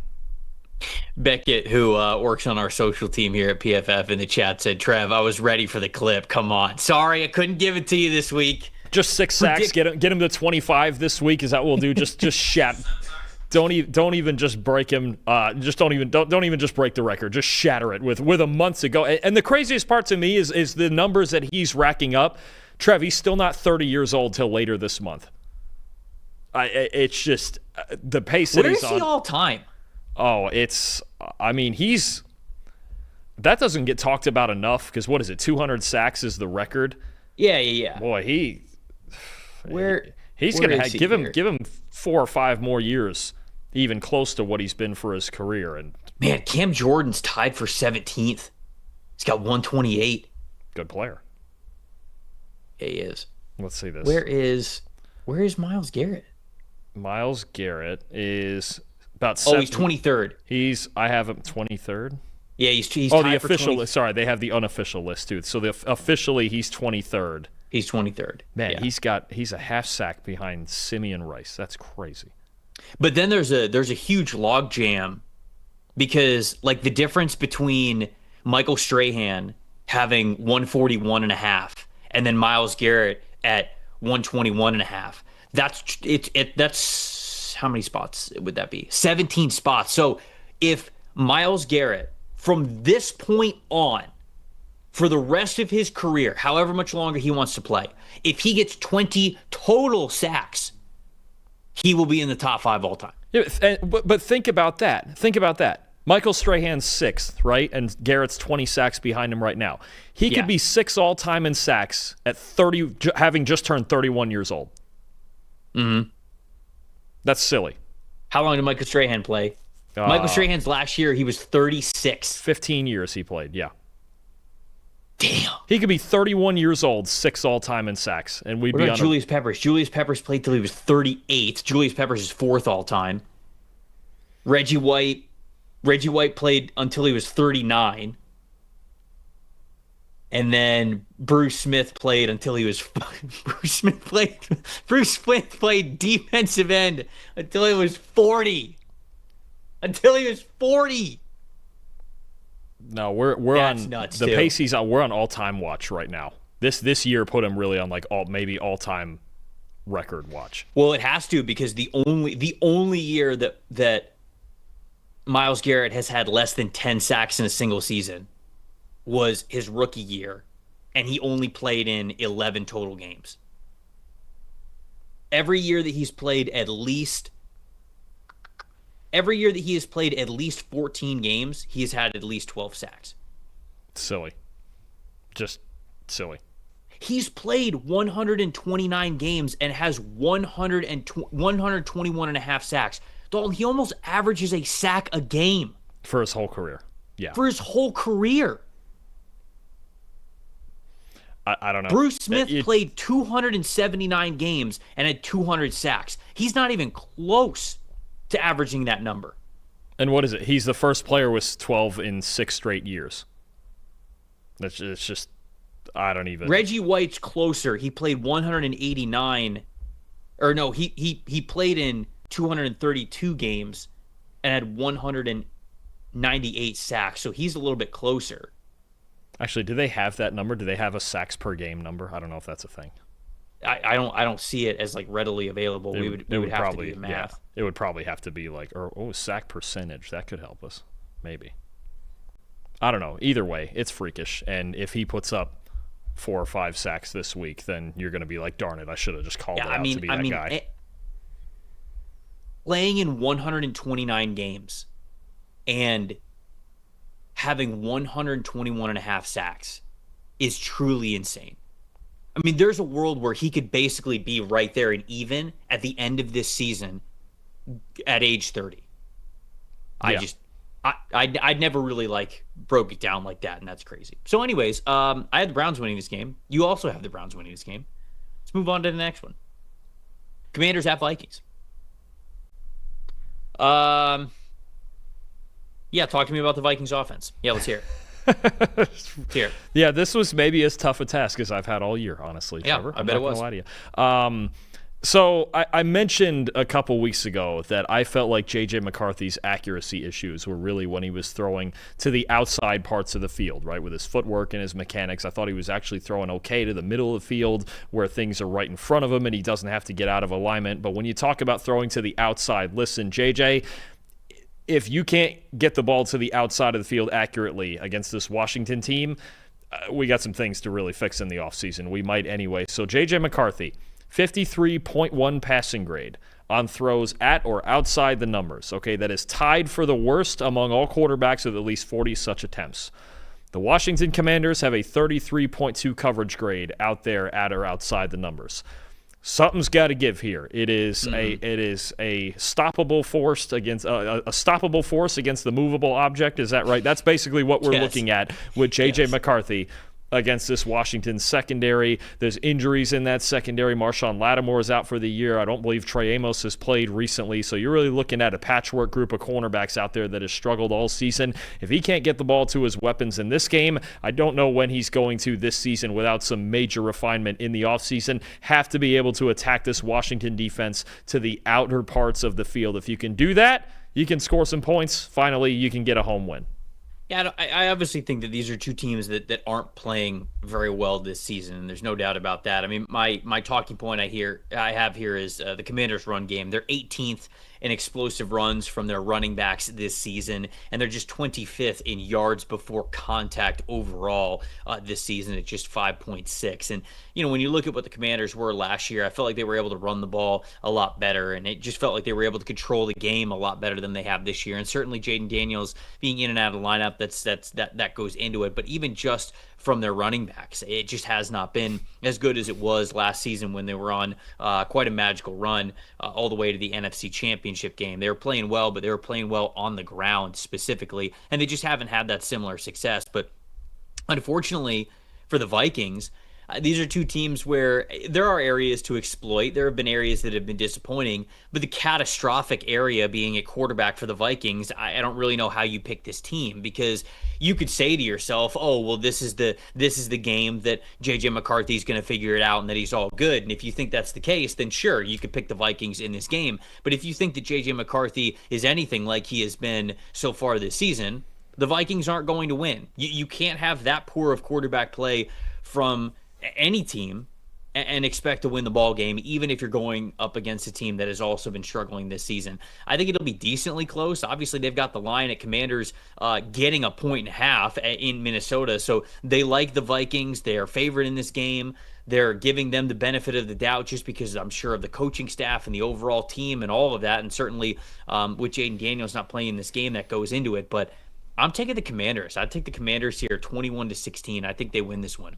I'm going to take the Commanders also. I think this game is anybody's guess. I have it 23-17. We don't know yet that Jaden Daniels will or won't be playing. He hasn't been cleared for contact yet, but Dan Quinn says he's going to take that all the way up to Friday to see what that decision might be with Daniels. But either way, I like the way that Washington's offense looked last week against Denver with Terry McLaurin back. You get that vertical threat back in there that really opens up everything else in this offense. I'll take Washington to just kind of find a way to get it done against this struggling Minnesota offense. Dalton, our week is a little bit different than most people's. There some people's weekends it starts on Friday. Some people have their weekends start on Thursday. For us, our weekend starts on Wednesday because we have a lot of prep that we do during the weekend. We're watching college football, we're watching NFL football, we're getting ready for the shows. We do the shows on Mondays, on Tuesdays, on Wednesdays, and everything. And then Thursday and Friday we have a little bit of a breather. So Wednesday is our Friday night, right? You know what we're doing on our Friday night? We're grilling steaks, baby, and we're grilling steaks courtesy of our friends over at Omaha Steaks. Whether you are sending an unforgettable gift or treating yourself to everyday perfection, Omaha Steaks delivers the world's best steak experience.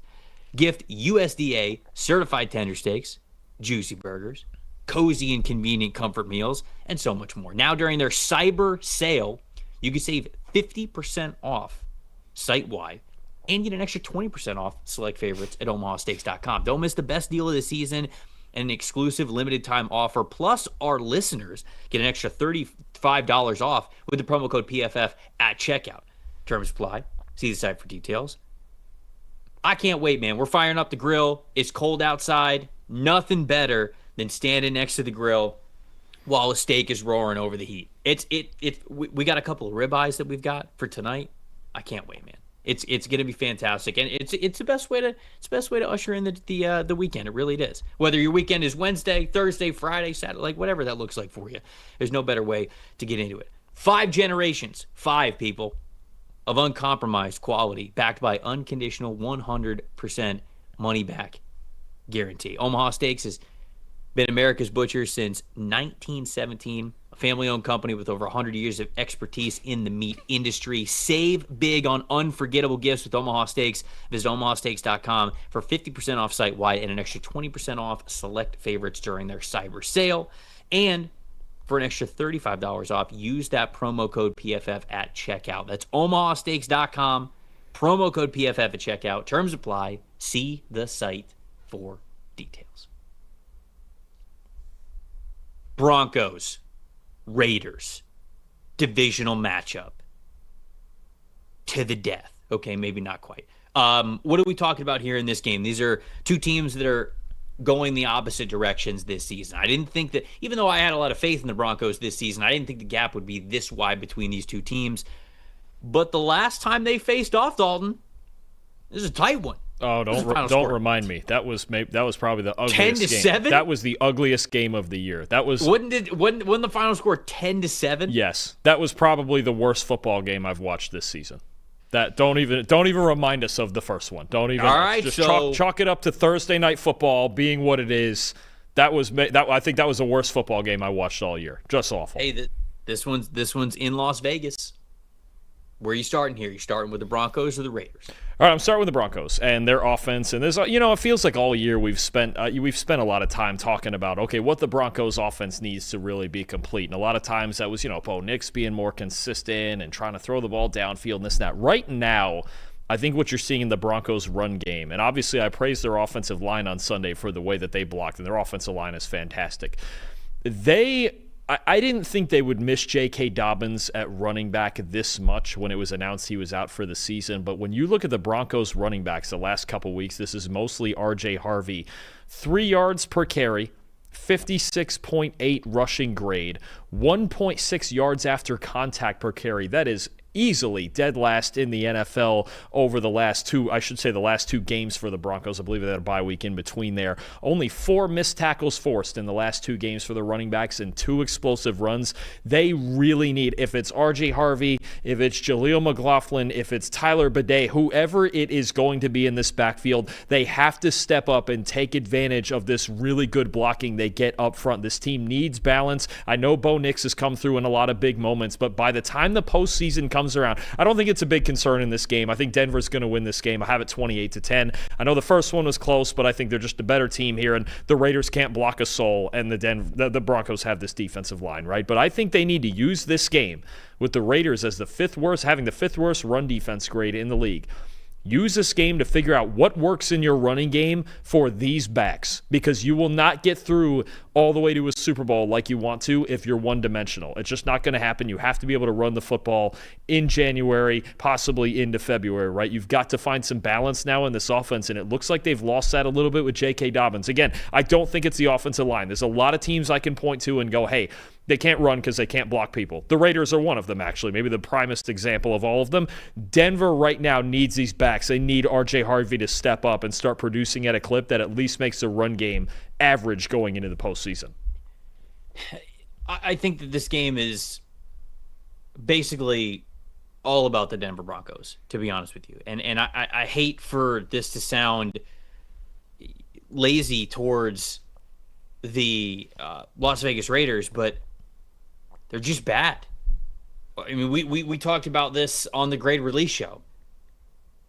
This team has now become Max Crosby on defense and Brock Bowers on offense. And that's it. That's all it is. And it's just that's where this team is. I don't think they're competitive. I do not think they're good. They were okay last week, but they were okay because they didn't really even give themselves a chance to win the game. When Geno Smith's average depth of target is lower, like there have been a couple of games where it was like 2.7, 4.5, 4.9. Last week it was 4.9. So do his numbers look that bad? No. But we know you're not going to win with that. They scored 14 points. Ashton Genty hasn't been as dynamic as they wanted him to be. The offensive line isn't very good. So to me, it comes down to, is Brock Bowers going to get more than 150 receiving yards in this game? Because if he's not, I don't think the Raiders really have any chance outside of what we have seen from him. Obviously, the score starts 0-0. These guys are all professionals. Anybody has a chance to win any game, any week in the NFL.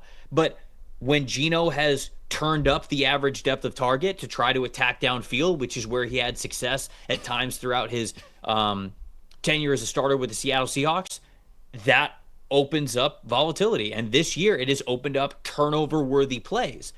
And if you dial down the average depth of target and you say, okay, whoa, let's not push it as much. We don't want to turn the ball over like we have been as of late. You don't even give your team a chance to win the game. So if the Raiders win this game, shout out to them. But there's not really anything that they have done yet this season that would tell you that they're going to, outside of the Broncos being a team that's towed the line on a couple of their wins here, where an extra turnover, or maybe if you were playing a little bit better of a team in a certain week, you maybe get that loss. Like the Jets game obviously comes to mind. That Raiders game obviously comes to mind as well. But there have been a couple of those for the Broncos. But even with that being the case, I don't think they lose this game. Broncos 24, Raiders 13. Yeah, I agree. It feels like if the Raiders were going to catch this team slipping, it would have been the first time around. I just say, again, to me, the biggest factor in it more than anything, and the Broncos, look, they still have to figure some things out on offense, but how in the world are the Raiders going to block this team? I know I feel like I say it every week, but Nick Bonito and Zach Allen and those guys up front, how? That's really, they couldn't block them the first time. They scored 7 points. I mean, it's not like their offense was moving the first time around. So I think it's going to be more of the same, and I think the Broncos take better care of business on offense than they did the first time. The Bears and the Packers, game of the week.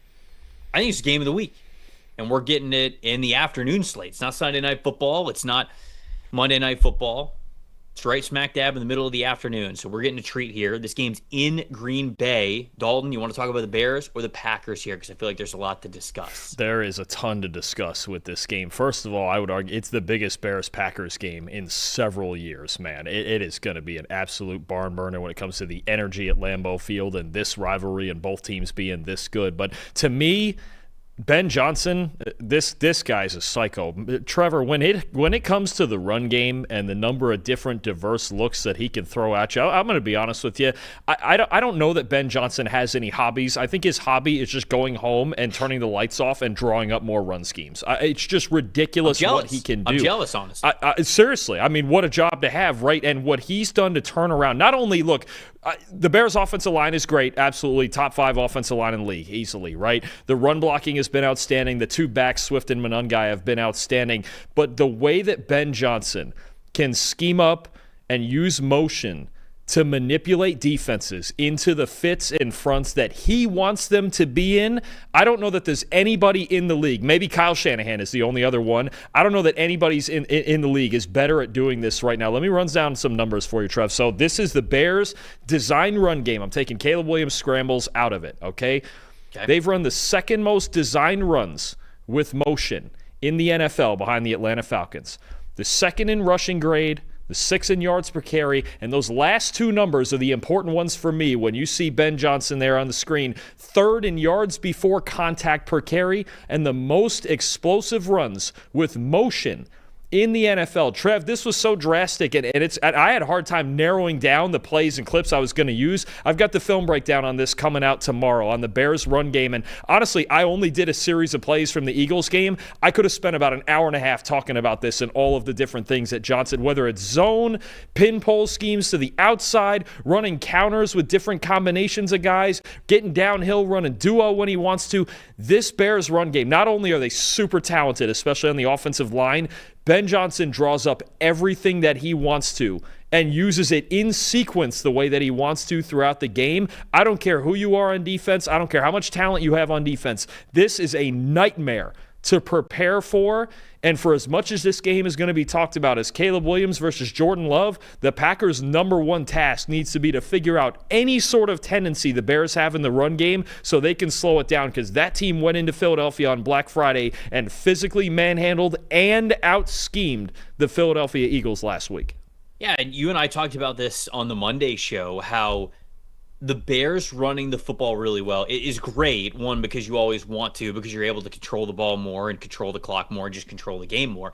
But it's also great to see Caleb be a different type of quarterback. We watched him when he was at USC in Oklahoma, and we wondered is this the only version of football Caleb Williams is capable of playing? Just being that Superman, that gunslinger, somebody who's going to have the ball in his hands 50 times a game, because that's just what he was when he was in college. And you love drafting a player like that because he's capable of doing those things. But what about the games where you go, hey, we only need you to throw the ball 23 times this game. You know, we're running the ball really well. We just want you to be complimentary with the run game. And I think Caleb is getting more confident at that, which is also showing growth. So it's great to see this offense is really firing on all cylinders in a way that is very complimentary and efficient under Ben Johnson right now and their current win streak. On the Packers side of things, yeah, I highlighted this on the Wednesday show. They were so good on those 4th down gotta have it situations. They were 3 for 3 on 4th down on Thanksgiving against the Lions. 2 of them were for a touchdown, and the other one was the game-sealing catch, which ended up being what won it for them there. You pointed out the fact that Jordan Love had a clean pocket passing grade of a 94.5.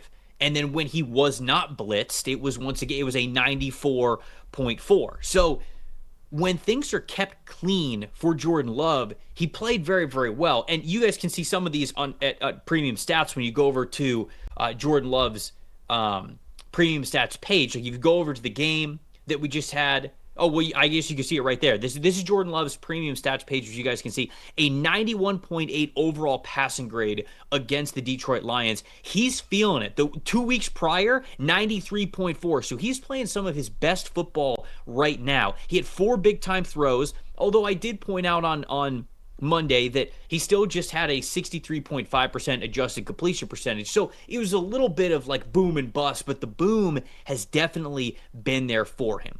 But the part that I want to emphasize here is what you talked about with the clean pocket passing grade last week, because the Bears, since they started this win streak that they are on, since week 9, 33.3 blitz percentage, that is 13th most in the NFL. but they are just 26th in pass rush grade. They are 28th in pass rush win percentage, and they are 22nd in the NFL in total pressures generated. So, Dalton, that makes me feel like Jordan Love's going to have the opportunity to be clean in that pocket in this game. Now, somebody in the chat, haven't checked the Weather Channel or anything like that, but somebody in the chat's mentioning it's at a high of 15 degrees. Maybe some wind is involved in this game too. So the elements in Green Bay certainly could play a part here.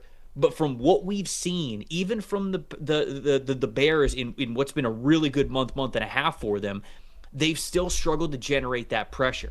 And if they're going to let Jordan Love be clean, man, he has been playing really well when he is not under pressure. And I think that he's been able to have some big time throws, full pun and copyright included there.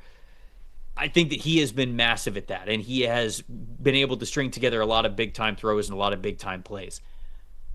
I'm going to go with the Packers. Now, again, just seeing, I didn't know that the weather was going to be that cold, and if there's wind that's going to be involved, and some of the elements, maybe it's not as high scoring as I'm about to predict it. But because the Bears have struggled to really get after the quarterback over the last month, I'm going to go Packers 31, Bears 21. But I think that this could be a really close game. Vegas is given, I don't know if you saw this, Vegas is giving the Bears 6.5.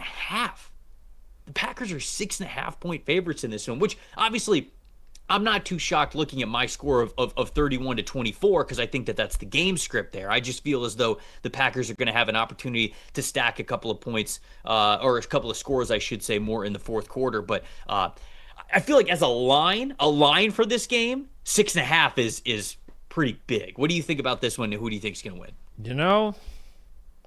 If it's going to be 15 degrees out there, I'm pulling the switcheroo on you, Trevor. I'm going to do it. Okay. I have it. You're going with the team that's running the ball. I'm going to go with it. I'm going to go with Ben Johnson in this offensive line. I had the Packers written down, and you know what? Right now, I'm going to change it. Give me the Bears in this run game 24-20. That cold outside, the team that can run the football better. Give me this offensive line. I'm going to take Chicago to go into Lambeau and get a win. I didn't have this originally, but the more I've thought about it now, I'm going to go with it. I'm going to see what Johnson has against this front seven, and the Packers are going to need to be able to stop the run. They did it last week against Detroit, but right now, this run game and this offensive line is better than Detroit's is, and I thought the Lions' best moments were they were getting downhill in the run game. I was very 50-50 on this game anyway. I think 6.5 is too much. I really do. I think that's too much anyway. I'm going to switch my pick. I'm going Bears 24-20. Okay. The Rams trying to bounce back from that loss that they had in Carolina this past weekend, traveling to Arizona to take on the Arizona Cardinals in that divisional matchup there. How do the Rams bounce back? What's the Rams' outlook on the offensive side of things for this game, Dalton? The Rams need to do, they do a lot of things best. Matthew Stafford, despite last week, I think you could still argue is the MVP favorite. And much has been made the last couple years about the run schemes because Sean McVay, known as a Shanahan tree guy who was always a fan of those outside zone schemes, but the last couple years they've gotten in there and they run duo, they get downhill, they put multiple tight ends on the field, they get double teams going up front, and they just mash you up front, offensive line versus your defensive line. I think they have an opportunity to do that against the Cardinals here. When you look at the Rams, they run man and duo schemes at the highest rate in the NFL. They're 8th in rushing grade. They're 2nd in run blocking grade on those schemes. Kevin Dotson and those guys up front just maul you. And when you look at the Cardinals, even when they've had extra defensive linemen on the field, their interior defenders, aside from Calais Campbell and the little bit that we've seen of a healthy Walter Nolan, they really have not been very good on the inside defending against these downhill runs. They're 27th in run defense grade against man and duo concepts, and they're 24th in yards per carry allowed. If it's me, if you want to get Matthew Stafford back in a little bit of a rhythm after an off week last week, start with running the football with Kyron Williams, with Blake Corum, dominate this Arizona Cardinals team in the trenches, then get to the play action, get back to the foundation of your offense. And honestly, when you're going against a team that you're better than and you can just run your foundational concepts, you should have a good day. See, the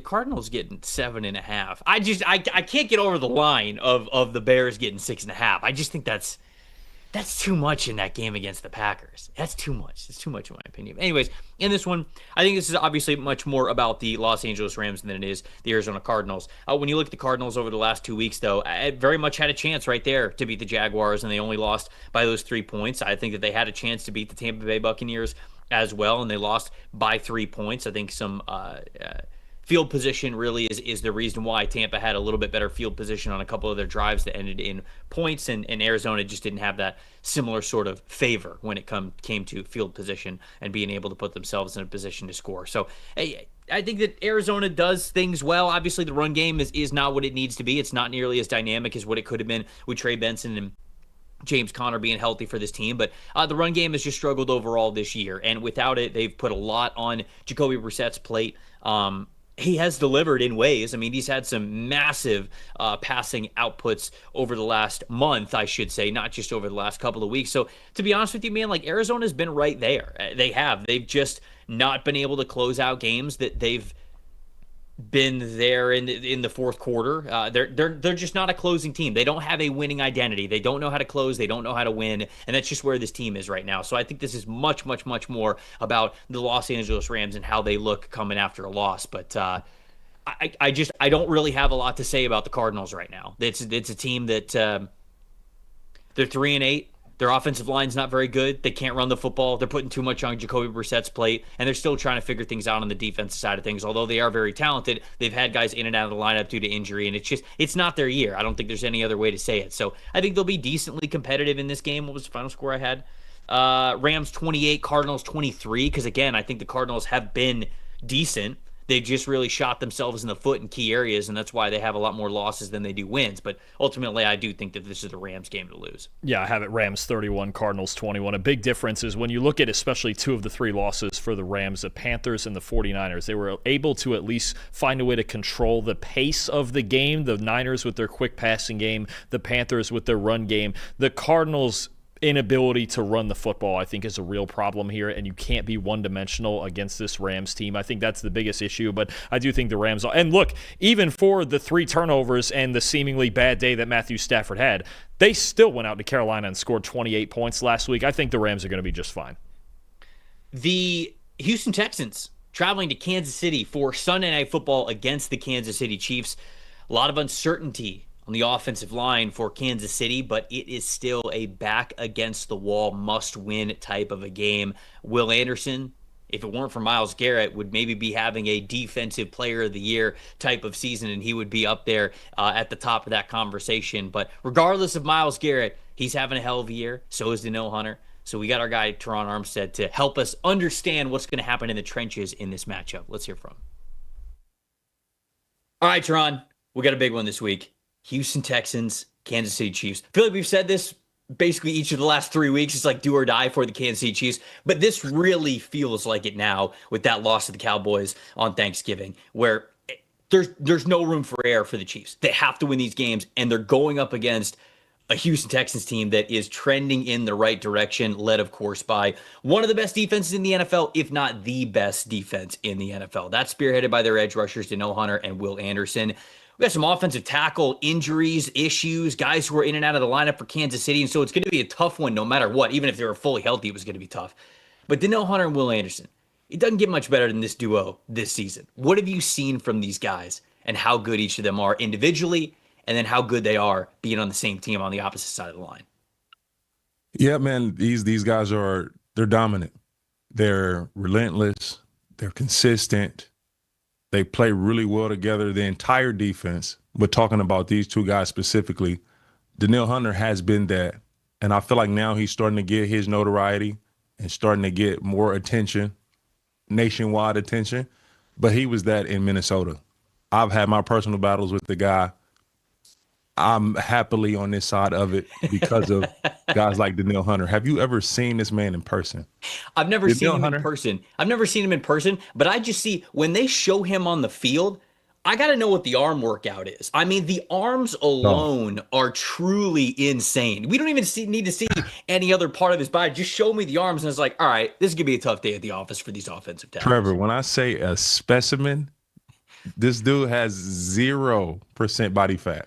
Like it's crazy to watch this man and the way that he plays, and then you add Will Anderson on the other side, and they're fire individually, but when you combine them, it's pick your poison, because as an offensive line in protection, you can only slide one way. Right. So one of these two guys are getting a one-on-one almost every rep, unless you're bringing in your eligibles, your tight end, your running back, a receiver to try to help. And then that eliminates the number of guys that's getting out in the route. So on a 5-5 versus 4, one of these guys are getting a one-on-one, and these guys are consistently winning one-on-ones, speed to power, hand work, hand usage, quickness. They have everything, and that defense is incredible. Man, they talk about the math equation, right? Of okay, there's 11 guys on the field for each side of things, but you're always trying to swing the math in your favor, right? You got more pass rushers than they have blockers. You have more coverage defenders to one side of the field than they have eligible receivers. And so you're always trying to change the math. And when right off the bat in the trenches, you're forced to, like you just said, bring in more guys to block and have less eligible receivers. Well, now all of a sudden you got Kamari Lassiter and Derek Stingley on the outside. You feel good matching those guys up against any wide receivers one-on-one.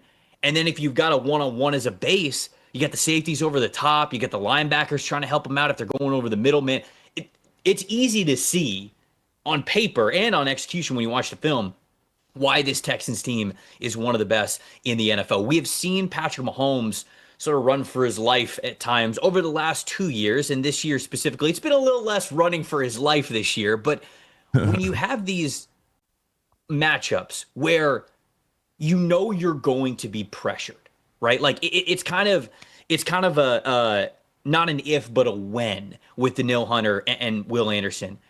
What's the game plan like? Is it simply getting more tight ends and keeping the running back to block, or maybe do you like the idea of, hey, more rollout stuff? Let's get Patrick Mahomes away from the pocket. How do you really game plan as an offense for a defensive line that's as good as this? Yeah, Trevor. So there's two games that come to mind when I look at this matchup, and that's Tampa Bay Buccaneers and Philadelphia Eagles, both Super Bowl matchups for the Chiefs. And we saw Mahomes under constant duress. He was never able to get settled. This game can turn out that way because of the injuries to the O-line, because of the defense and these rushers. It can turn out that way. The one thing that could essentially save the Chiefs is the run game. I think anytime that they got to drop back and pass the ball, it's going to be a challenge. It's going to be a challenge. This is what the Texans do. They present that challenge. Those guys on the outside, Stingley, Lassiter, all those guys, the run game. A couple weeks ago, we seen Kareem Hunt with 30 carries and 100-plus yards. That's really the way. And I trust Andy Reid and the offense and Patrick Mahomes to make plays. They're going to make some plays for sure. But to make enough to win this game, they're going to have to lean on that run game and having efficient runs, 3 yards, 4 yards. That's great. That's a great day's work for them. Just keep chipping away for those 3-4 yard run games. When they have to pass the ball, it will be extra eligibles in. Tight ends will stay in the chip. Running back will stay in the chip. They have to. They just have to. Or this game will look like Tampa Bay Buccaneers Super Bowl, Philadelphia Eagles Super Bowl last year.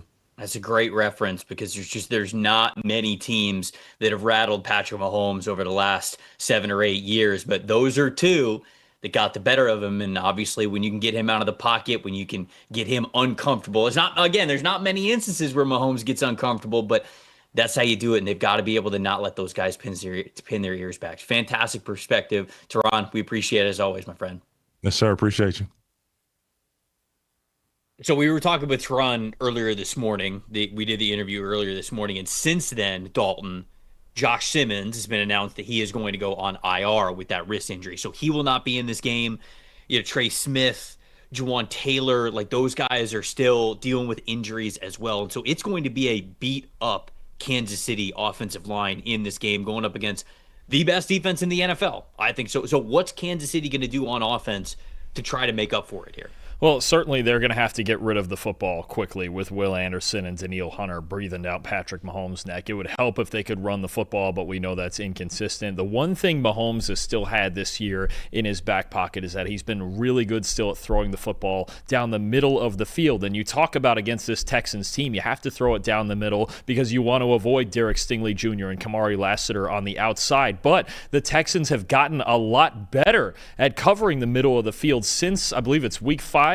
They are the third best team, third highest coverage grade, covering between the numbers. And I think a big reason for that is a development they have going on at safety with one of your favorite players, Trevor, Kalen Bullock, okay? 85.7 PFF grade since week 7. This is after the Texans bye week. Second best in the NFL. 85.9 run defense grade might be the most shocking thing of all of them there, considering what we saw from him at USC with the struggles in run defense and tackling, but 4 interceptions in that span is tied for the league lead, 80.3 coverage grade. What you're seeing from these Texans safeties, Bullock as the deep free and Jalen Petrie flying around in the slot and in the box all over the place, they're even better at covering the middle of the field. It was something they struggled with the first few weeks of the season, but Bullock's development as their free safety, a guy that they can just trust on the back end with his speed and his instincts, especially when they go to these cover 3 schemes that DeMeco Ryans really likes on that side of the ball. We thought this Texans pass defense was arguably the best in football already. And then you've got a guy like this emerging at free safety that closes down space so fast, and he's such a better tackler than he was in college, and he's still only 22 years old and feels like he's getting better every single week. This is as complete a pass defense as we have in football, and the vulnerabilities that they used to maybe have down the middle of the field where Patrick Mahomes has been so good throwing the ball this year, that seems to be covered up now by the fact that Bullock and Jalen Petrie especially are playing so good at safety right now. Yeah, it's a great combination, and I think skill set wise, like you mentioned, it's such a great combination of what Bullock likes to be as a single high center fielding free safety, what Jalen Petrie does best, roaming around the field. I just think that they're put together so well. It's what I love so much about the Texans. It's not just that they're talented, it's that they're put together very, very well. Now, if they get injured in one of these key spots, yeah, sometimes it's tough to get the guys to replace them to be able to fill right in. But man, when they are fully healthy, they're fantastic.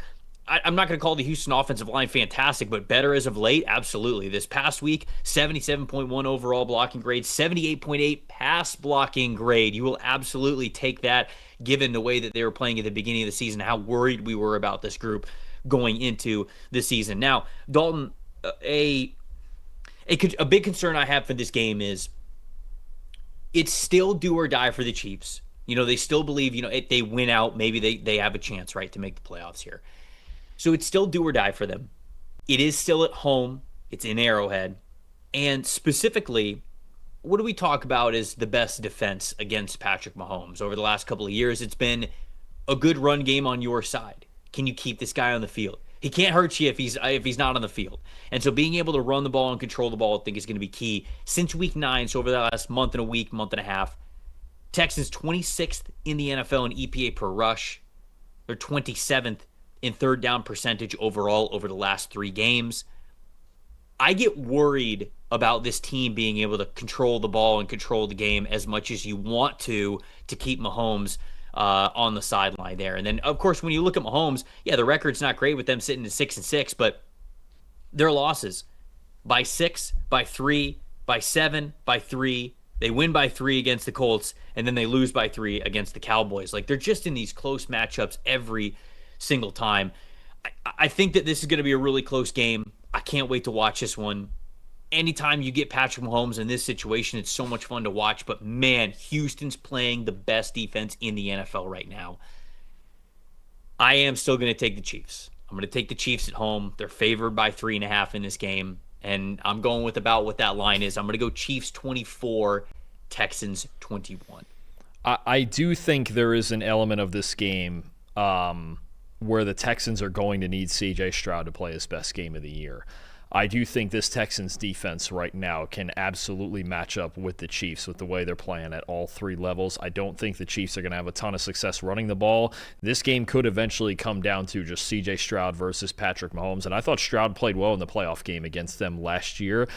I'm going to take Houston to get it done on the road. And look, the two teams that I've struggled to pick games for all year long are the Kansas City Chiefs and the Carolina Panthers. Luckily, the Panthers aren't playing this week, but I'm going to take the Texans 20-17. I think they go in there and this defense gets it done. And I think the one thing that you brought up was the desperation factor for the Chiefs here really does worry me when you consider, could we really be entering week 15 and the Chiefs season? I think if they lose this game, the season's basically over. I think it's over. I think their season is over if they lose this game. Yeah, if they go to 6-7, because their schedule is somewhat favorable, but you have the Texans, and if you lose this game, you go to 6-7. It's then the Chargers, the Titans, the Broncos, who might be still, fighting for that number 1 overall seed at this point because they got to keep pace with the New England Patriots, and then it's the Raiders. So you feel pretty good about the Titans and the Raiders, so they're at least getting 2 more wins there. But the real problem is 10-7 get them in. Oh, that's the problem. Even if they win 4 more, if ththey lose, if they're going to go 10-7, they can't lose this game. They need to lose because all of a sudden, think about it this way. They will have lost a tiebreaker with the Bills. They'll have lost a tiebreaker with Jacksonville. They'll have lost a tiebreaker with Houston. They currently already have a loss to the Chargers. You think about all the teams ahead of them except the Colts. They're losing that tiebreaker, and the Colts may just drop out of the race altogether the way they're playing right now. This is not a good look right now. And especially you're talking if they're 6-7 and you've got Texans, Bills, Colts, Chargers all at 8 wins already, and you have to catch them. You have to go 4-0 and beat them cleanly. Right. I really think you would rather lose a game to Denver than Houston at this point, if that's going to be the case. But the way the tiebreakers shake, they may have to get to 11. I really do think if they lose this game, the season could be over. Yeah. So I can't bet against Mahomes in that regard, but this is going to be a very, very fun game with a ton on the line. Monday Night Football is the Philadelphia Eagles at the Los Angeles Chargers. Talk to me about the Chargers. They've been so beat up on the offensive line. The run game's been a little bit better as of late. Kamani Vidal was fantastic.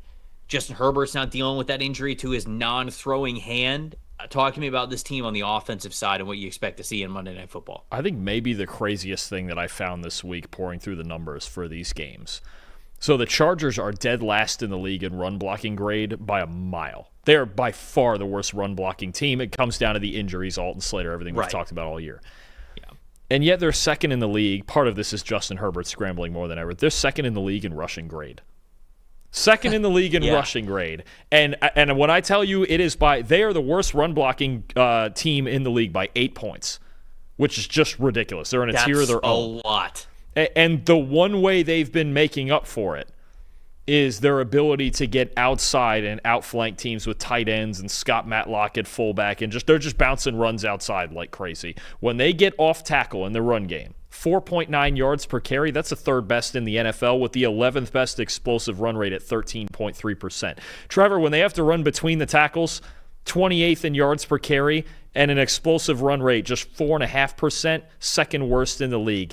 It's very simple to me when it comes to run defense here this week for the Eagles. They're not going to get blasted between the tackles like they did against the Bears last week, all the zone schemes, all that. It's going to be more about Jalen Phillips, Nolan Smith, Jalix Hunt, all those guys just keeping contained, especially on Kamani Vidal in this run game. Not sure yet if Amarion Hampton is going to be ready to go in this one, but either way, the Chargers are running to the outside. They're trying to outflank you and run power. They're trying to run duo and bounce outside and get your linebackers to get tight to the line of scrimmage and then bounce outside of them. They're really good when they're running off tackle because they really can't block it all inside. If the Eagles can keep contained, then they can stop the run in this game. It's different than last week where the Bears were getting so lateral and you had all the complicated schemes from Ben Johnson, but you really need to keep Kamani Vidal, especially from bouncing to the outside, because that's where they're making explosive runs happen right now. Yeah, I mean, you can see all this over at Premium Stats as well if you have a PFF Plus subscription. If you go to Premium Stats, you can sort things not just by game like we've talked about here in this show and over the last couple of shows, but you can also filter by team, and you can go to team reports there. You can sort it, and you can see run blocking grade, and sure enough, you're right, the Chargers, I did not expect this. 42.2 run blocking grade this season. They are, you mentioned it, 8 points behind the Cincinnati Bengals, who have also been not very good at running the ball this year. Now, if you scroll all the way up and you go to number 12, you'll also see the Philadelphia Eagles, who Philadelphia sitting there at number 12. We're not used to seeing Philadelphia at number 12. They're normally in the top 5 for run blocking over the last couple of years with how good their offensive line has been. Now, they have had their injuries as well along the offensive line, but Dalton, the lack of run game is just shocking at this point. I always felt like they would figure it out. All right, early season struggles. Okay, yeah, but I always believed that they were going to figure it out on the ground. They have yet to do that. And when you put more on the passing game, more on Jalen Hurts' plate as a pure passer, well, we saw last week how they really struggled to move the ball. 54.3 passing grade on the first 9 drives last week. They had 11 drives overall. The first 9 drives against the Bears is on Black Friday. Negative 0.311 EPA per play on those first 9 drives. That is terrible. They were 1 for 8 on third downs total before those final 2 drives was felt like garbage time drives. It didn't really matter. And I think the reason why we get those numbers is because they don't have the run game.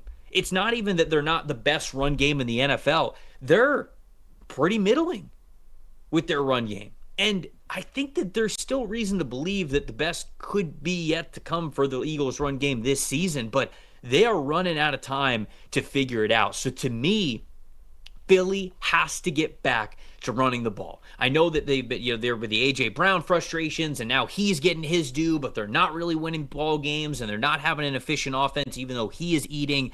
They've got to get back to it. And ultimately, Dalton, with as much as the Chargers have struggled to run the ball and just offense in general, I actually do think the Eagles are going to win this one. I think they're going to win 22-17, a little bit of a weird score here that I'm going with, but I'm going with Philly to bounce back here because I think that they need to. And if they don't, I'm going to be really worried about this team going into the postseason. And maybe that's what happens overall, but I'm going to have some faith in Philly to figure it out, get it done, be a little bit better on the ground here. I'm going to go Eagles 22, Chargers 17. What do you got? Yeah, this is a tough one. I mean, the Eagles going out west, I think you got 2 good defenses going at it, 2 defenses that are very good at preventing explosive plays through the air for sure. And I am worried about this Chargers offensive line because I'm always worried about this Chargers offensive line. And Justin Herbert's playing with a broken bone in his left hand now. But I'm also very worried about this Eagles offense and just the lack of rhythm to it. You mentioned, the lack of run game. It's a lack of creativity as well, I think, from the play calling. And you mentioned the run blocking. They're 12th this year, but for each of the last 4 years before this, they were in the top 5. So even if it's not, it's not the worst offensive line in the league by any means, but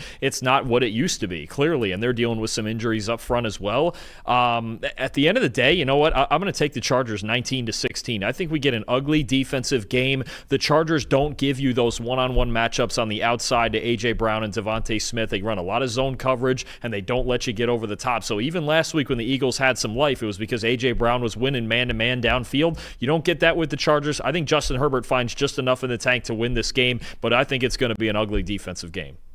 The over-under on this one's only 40.5, so I think that they agree with us in it being a little bit more low-scoring than you would expect from these 2 teams, at least what we would have thought going into the season. There we go, 14 games here in the NFL for this week. Previewed for you guys. Appreciate everybody watching the show, especially those of you who watched it live on YouTube, and we got to go back and forth with some of your chats there. Once again, Holiday 30. That's the promo code to get 30% off a PFF Plus subscription. We showed you a couple of examples of how you can navigate premium stats, but man, it feels like the possibilities are endless for what you guys can find using premium stats, and the data that you have there help win your fantasy leagues, help become better bettors. And then, of course, we got the draft tools as well, which we will utilize plenty as we get into the offseason. So if you don't have a PFF Plus sub right now, go get one. 30% off using that promo code HOLIDAY30. Appreciate everybody watching. For everybody behind the glass producing the show, for Dalton Wasserman, I'm Trevor Sikkema saying thank you guys so much for watching the PFF NFL show. I'm going to grill a steak. See you guys next week.